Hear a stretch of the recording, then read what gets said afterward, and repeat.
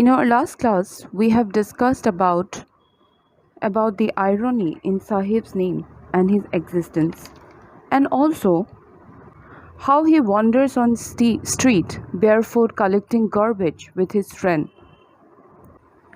And over the months, the writer could recognize each of the barefoot boys that roam around the street collecting garbage. Now, let us now discuss what does the barefoot boys replied when the children were asked about the reason for not wearing chappals or shoes. Now, the writer was given different excuses or reason by the rag pickers of being barefoot. The writer asks one of the boys why he is not wearing chappals. The boy simply replies, "My mother did not bring them down from the shelf."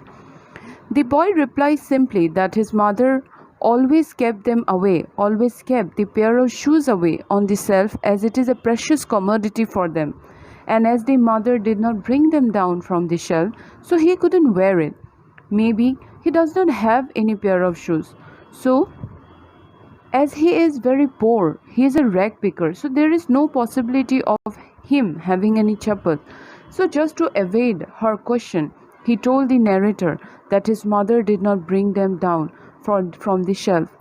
Being an innocent child, he is somehow trying to justify his condition. He was not aware of the kind of life he was living, which is in total poverty.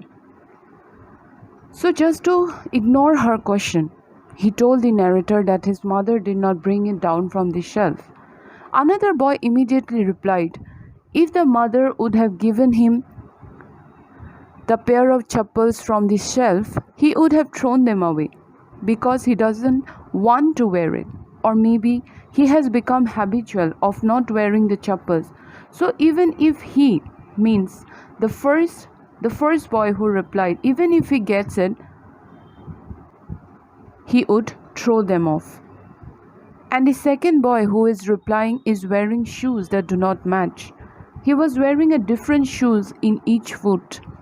The writer asks the second boy the reason for not wearing a different shoe in each foot.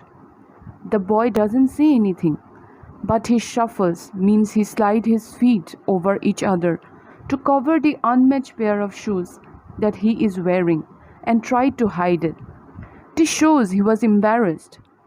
The third boy expresses his desire to get a pair of shoes, as he had never owned one all his life.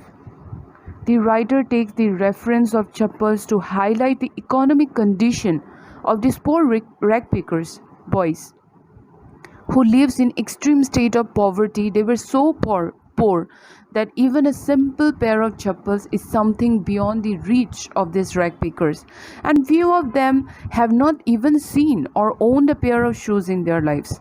They were deprived of the basic needs of life. They couldn't even afford to buy a nice pair of chappals.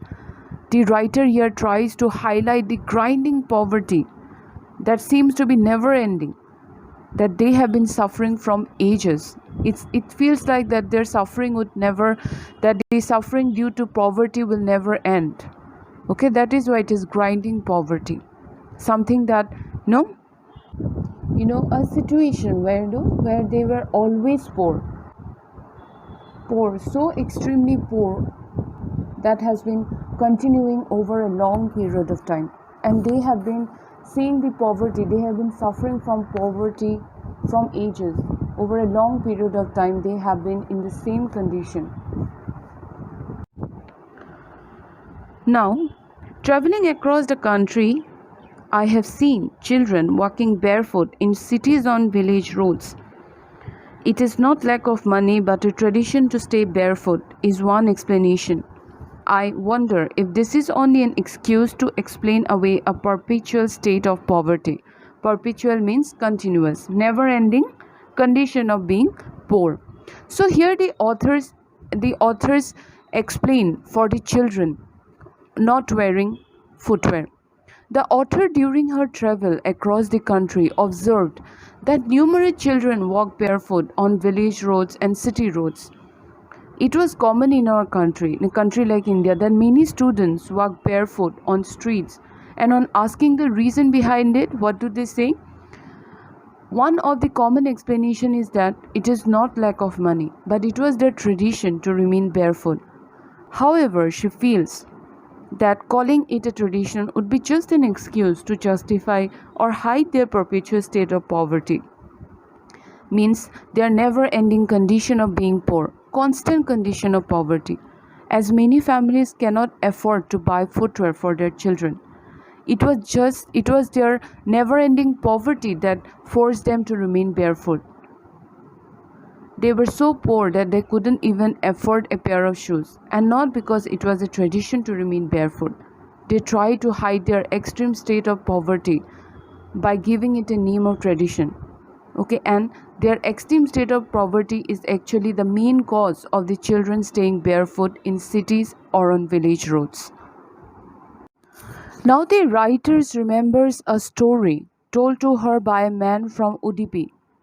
He told her that in his younger days he would go to school, and on the way to school he would cross a temple where his father worked as a priest.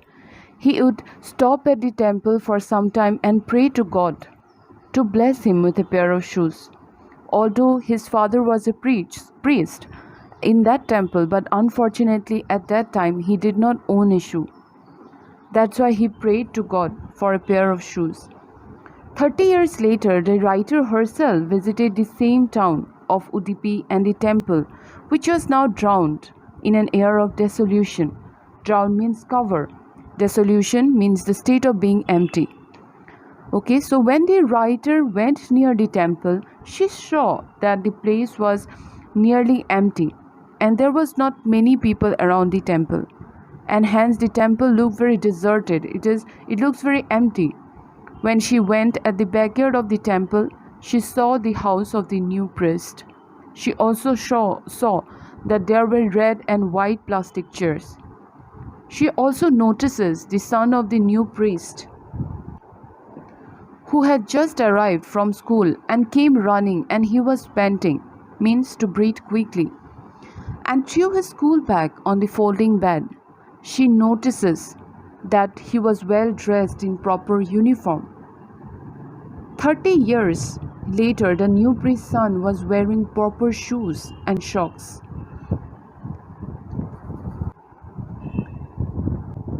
The writer here wants to say that the financial condition of the priest at the temple has improved over the last 30 years. Now the new priest at the temple could not only afford shoes for his children, but also other things like chairs, bed, which was not possible earlier, because the condition at that time was pathetic, where the priest's son has to pray to God for a pair of shoes. Now the condition has somehow improved. After 30 years, the condition has improved. Now the son of the new priest does not have to pray to God for a simple pair of shoes, as shoes are now easily available to him because the financial condition was improving. As soon as he looked at this boy with a pair of shoes, she remembered the story of another boy who had been praying for a pair of shoes, and when he finally got a pair of shoes, he prayed to the goddess that he may never lose the shoes that he had got.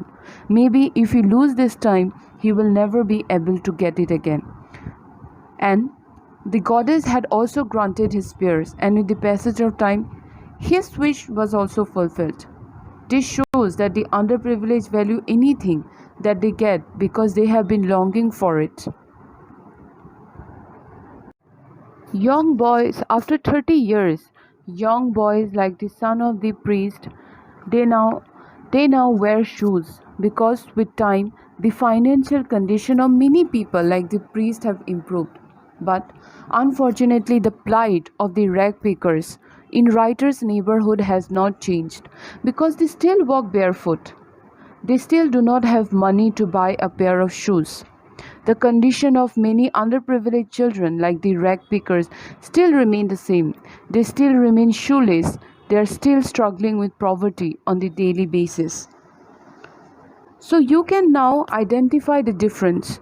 Okay, the condition was improved In some people life the condition was improved, but the rag pickers remained the same. The condition still remained the same. There was no improvement. They still living a life of poverty, where they couldn't buy even a pair of shoes, and they have to remain barefoot because of that.